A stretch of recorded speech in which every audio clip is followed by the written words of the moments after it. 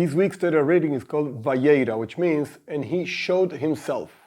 And it talks about quite a few events that happened in the life of Avraham, our forefather, after he did the circumcision. One of those events, of course, is the birth of Yitzchak, his main son, and so on. But the truth is, he had another son already called Ishmael, the son of Hagar. Now, when they grew up, Ishmael actually wanted to kill Yitzchak. And he used to play with him, throwing arrows over here, over there. Oh, suddenly an arrow just hit you, I'm sorry. So when Sarah, the mother of Yitzchak, saw that Ishmael was a very bad influence on his son, and actually he wanted to kill him, she told Avraham, please kick away this child, and the mother of the child also. She's not a good person, she's not a good influence for our child, and so on. Avraham immediately did what Sarah said to do, and the story is that Sarah was so angry with Ishmael that she looked at him in such a bad way, he got sick. And his mother was carrying him, being kicked out of the house, carrying this guy, and at a certain point, water just finished. They didn't have any more water. They were in the desert. There was no place for waters and so on, and they were going to die. So she left Ishmael under a tree. She went to another tree, to another place, and just waited. What would happen? And the Torah tells us that a few angels came to Hagar and told her, everything is going to be fine. Don't worry, you'll be fine. And the angels showed Hagar a well of water so that she could give water to her son and so on. And actually he lived, and till today we're suffering Ishmael. But the point is that what made the change, so to speak, in the attitude?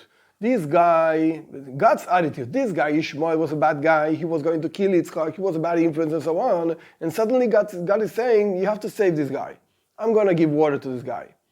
To the point that the angels complained to God, why are you saving this guy? He's going to prevent water from the Jewish people when the Jewish people are taken to exile after the destruction of the first temple and so on. The point is that the children of Ishmael would not give water to the children of Israel being sent to exile. So he is going to prevent water from your children. Why are you giving me water? And God answered a very interesting answer, that through this answer we can learn a very powerful lesson on the idea of tshuva. Tshuva means repentance. Tshuva means going back to God. So the idea is like this.